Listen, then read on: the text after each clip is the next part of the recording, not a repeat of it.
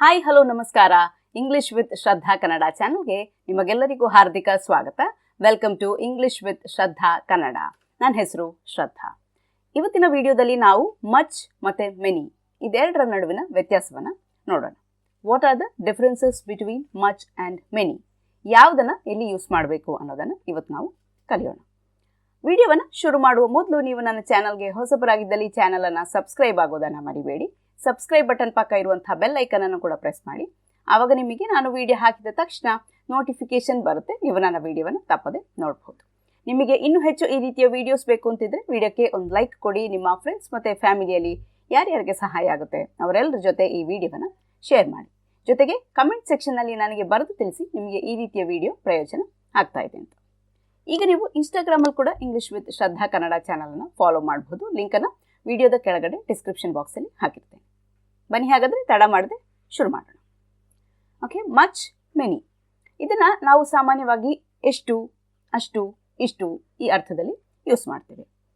How much, this much, this many, ಆಯಿತಾ, that much ಈ ರೀತಿಯಲ್ಲಿ ಯೂಸ್ ಮಾಡ್ತೇವೆ. ಈಗ ಹೌ ಮಚ್ ಎಷ್ಟು, ಹೌ ಮೆನಿ ಎಷ್ಟು. ಸೊ ನಮಗೆ ಈ ರೀತಿ ಕನ್ನಡದಲ್ಲಿ ಒಂದೇ ಅರ್ಥ ಕೊಡೋ ಕಾರಣ ನಮಗೆ ಕನ್ಫ್ಯೂಸ್ ಆಗುತ್ತೆ. ಮಚ್ಚನ್ನು ಎಲ್ಲಿ ಹಾಕ್ಕೊಳ್ಬೇಕು, ಮೆನಿಯನ್ನು ಎಲ್ಲಿ ಹಾಕ್ಕೊಳ್ಬೇಕು ಅಂತ. ಅದನ್ನು ನಾವಿವತ್ತು ನೋಡೋಣ. ಮೊದಲಿಗೆ ಮಚ್ಚನ್ನು ಎಲ್ಲಿ ಯೂಸ್ ಮಾಡೋದು ಅಂತ ನೋಡೋಣ. ಮಚ್ ಅನ್ನೋದನ್ನು ನಾವು ಅನ್ಕೌಂಟಬಲ್ ನೌನ್ಸ್ ಜೊತೆ ಯೂಸ್ ಮಾಡ್ತೀವಿ. ಏನು ಅನ್ಕೌಂಟಬಲ್ ನೌನ್ಸ್ ಅಂದರೆ? ಅನ್ಕೌಂಟಬಲ್ ನೌನ್ಸ್ ಅಂದರೆ ಕೌಂಟ್ ಮಾಡೋದಕ್ಕೆ ಸಾಧ್ಯವಾಗದೇ ಇರುವಂಥ ನೌನ್ಸ್, ಆಯಿತಾ. ಕೌಂಟ್ ಮಾಡೋದಕ್ಕೆ ಸಾಧ್ಯವಾಗದೇ ಇರೋದು ಅಂದರೆ 1 2 3 ಅಂತ ನನಗೆ ಕೌಂಟ್ ಮಾಡೋದಕ್ಕೆ ಸಾಧ್ಯವಾಗದೇ ಇರುವಂಥ ನೌನ್ಸ್. ಉದಾಹರಣೆಗೆ ನಾನು ಹೇಳ್ತೀನಿ ಮನಿ, ಹಣ ಅಥವಾ ದುಡ್ಡು ಅಂತ ಹೇಳ್ಬೋದು ಅಲ್ವಾ. ಮನಿ ಅನ್ನೋದನ್ನು ನಮಗೆ ಕೌಂಟ್ ಮಾಡೋದಕ್ಕೆ ಸಾಧ್ಯ ಆಗೋದಿಲ್ಲ. 1 ಮನಿ 2 ಮನಿ ಅಂತ ಹೇಳೋದಕ್ಕೆ ಆಗೋದಿಲ್ಲ. ಹಾಗಾಗಿ ಮನಿ ಅನ್ನೋದು ಒಂದು ಅನ್ಕೌಂಟಬಲ್ ನೌನ್. ಹಾಗಾಗಿ ನಾನು ಮನಿ ಅನ್ನುವ ಪದದ ಜೊತೆ ನಾನು ಮಚ್ ಅನ್ನೋದನ್ನು ಯೂಸ್ ಮಾಡ್ತೇನೆ. ಈಗ ನಾನೊಂದು ಉದಾಹರಣೆ ಹೇಳ್ತೀನಿ ನಿಮಗೆ. How much money do you have? ಏನು how much money do you have ಅಂದರೆ ನಿನ್ನ ಹತ್ರ ಎಷ್ಟು ಹಣ ಇದೆ. ಅಥವಾ ನಾನು ಹೇಳ್ಬೋದು I don't have that much money. I don't have that much money. ಇಲ್ಲಿ ನೋಡಿ, ನಾನು ಮಚ್ ಅನ್ನೋದನ್ನು ಬಳಸ್ತಾ ಇದ್ದೀನಿ. ಮನಿ ಅನ್ನೋದು ಅನ್ಕೌಂಟಬಲ್ ನೌನ್. ಹಾಗಾಗಿ ನಾನು ಮನಿಯ ಜೊತೆ ಮಚ್ ಅನ್ನೋ ವರ್ಡನ್ನು ಹಾಕ್ಕೊಳ್ತಾ ಇದ್ದೀನಿ. ಮೆನಿ ಅಂತ ಹಾಕ್ಕೊಳ್ಳೋದಿಲ್ಲ. How many moneys do you have ಆ ಥರ ಇಲ್ಲ. ಎಷ್ಟು ದುಡ್ಡಿದೆ ಅಂತ ಹೌ ಮೆನಿ ಮನೀಸ್ ಅಂತ ಕೇಳೋದಿಲ್ಲ. How much money do you have ಅಂತ ನಾನು ಕೇಳ್ತೀನಿ. ಓಕೆ, ಇನ್ನೊಂದು ಉದಾಹರಣೆ ಹೇಳೋದಾದರೆ ವಾಟರ್ ಅನ್ನೋದು ಕೂಡ ವಾಟರ್ ಅಂದರೆ ನೀರು.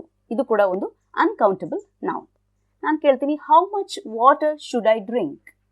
How much water should I drink ಅಂದರೆ ನಾನು ಎಷ್ಟು ನೀರು ಕುಡಿಬೇಕು. ಓಕೆ, ಆ ಥರ ಹೇಳುವಂಥದ್ದು. ಹೌ ಮೆನಿ ವಾಟರ್ ಅಂತಲ್ಲ, 1 ವಾಟರ್ 2 ವಾಟರ್ಸ್ ಆ ಥರ ಹೇಳೋದಕ್ಕೆ ಆಗೋದಿಲ್ಲ. ವಾಟರ್ ಅನ್ನೋದು ಅನ್ಕೌಂಟಬಲ್ ನೌನ್. ಹಾಗಾಗಿ ಅದ್ರ ಜೊತೆ ನಾವು ಮಚ್ಚನ್ನು ಯೂಸ್ ಮಾಡಬೇಕು. ಇನ್ನೊಂದು ಹೇಳೋದಾದರೆ ಮಿಲ್ಕ್. ಈಗ ನಾವು ಮನೆಗೆ ಹಾಲು ತೊಗೊಂಡು ಬರ್ತೀವಿ ಡೈಲಿ ಅಲ್ವಾ. ಎಷ್ಟು ಹಾಲು ಬೇಕು? How much milk do we need? How much milk do we need? How much ಅಂತ ಉಪಯೋಗಿಸ್ಬೇಕು. 1 ಮಿಲ್ಕ್ 2 ಮಿಲ್ಕ್ಸ್ ಅಂತ ನಮಗೆ ಕೌಂಟ್ ಮಾಡೋದಕ್ಕೆ ಆಗೋದಿಲ್ಲ. It's an uncountable noun milk ಅನ್ನೋದು. ಆದ ಕಾರಣ how much milk do we need ಅಂತ ನಾವು ಉಪಯೋಗಿಸ್ಬೇಕು. ಇದಿಷ್ಟು ಮಚ್ ಆಯಿತು. ಇವಾಗ ಮೆನಿಯನ್ನು ಎಲ್ಲಿ ಯೂಸ್ ಮಾಡೋದು ಅಂತ ನೋಡೋಣ. ನೋಡಿ, ಮೆನಿ ಅನ್ನೋದನ್ನು ನಾವು ಕೌಂಟಬಲ್ ನೌನ್ಸ್ ಜೊತೆ ಯೂಸ್ ಮಾಡ್ತೀವಿ. ಯಾವುದು? Countable nouns. ಏನು ಕೌಂಟಬಲ್ ನೌನ್ಸ್ ಅಂದರೆ ಹೆಸರಲ್ಲೇ ಇದೆ. ಕೌಂಟಬಲ್ ಅಂದರೆ ನಮಗೆ ಕೌಂಟ್ ಮಾಡೋದಕ್ಕೆ ಸಾಧ್ಯವಾಗುವಂತಹ ನೌನ್ಸ್. ಈಗ ನಾನು ಪೆನ್ ಅಂತ ಉದಾಹರಣೆ ತೊಗೊಂಡ್ರೆ 1 ಪೆನ್ 2 ಪೆನ್ಸ್ 3 ಪೆನ್ಸ್ ನನಗೆ ಕೌಂಟ್ ಮಾಡೋದಕ್ಕೆ ಸಾಧ್ಯ ಆಗ್ತಾ ಇದೆ. ಅಥವಾ ಬುಕ್ ಅಂತ ತೊಗೊಂಡ್ರೆ, ಪುಸ್ತಕ ಅಂತ ತೊಗೊಂಡ್ರೆ 1 ಬುಕ್ 2 ಬುಕ್ಸ್ ಅಲ್ವಾ, ನನಗೆ ಕೌಂಟ್ ಮಾಡೋದಕ್ಕೆ ಸಾಧ್ಯ ಆಗ್ತಾ ಇದೆ, ಎಣಿಸೋದಕ್ಕೆ ಸಾಧ್ಯ ಆಗ್ತಾ ಇದೆ. ಹಾಗಾಗಿ ಇದೆಲ್ಲ ಕೌಂಟಬಲ್ ನೌನ್ಸ್. ಪೆನ್, ಬುಕ್ ಇದೆಲ್ಲ ಕೌಂಟಬಲ್ ನೌನ್ಸ್. ಅದರ ಜೊತೆ ನಾನು ಮೆನಿಯನ್ನು ಉಪಯೋಗಿಸ್ತೀನಿ. ಯಾವಾಗ? ಪ್ಲೂರಲ್ ಇರಬೇಕಾದ್ರೆ. ಈಗ ಪೆನ್ ಒಂದಕ್ಕಿಂತ ಜಾಸ್ತಿ ಇದ್ದರೆ ಪೆನ್ಸ್ ಅಂತ ಆಗುತ್ತೆ ಅಲ್ವಾ.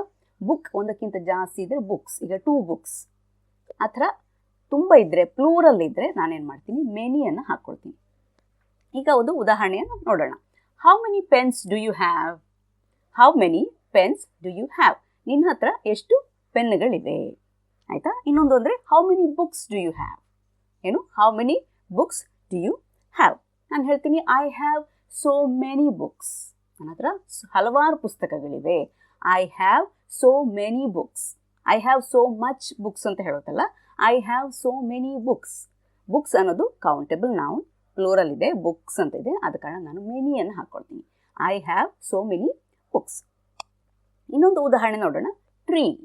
ಓಕೆ, ನಾನು ಹೇಳ್ತೀನಿ how many trees are there. How many trees are there. ಎಷ್ಟು ಮರಗಳಿವೆ ಅಲ್ಲಿ?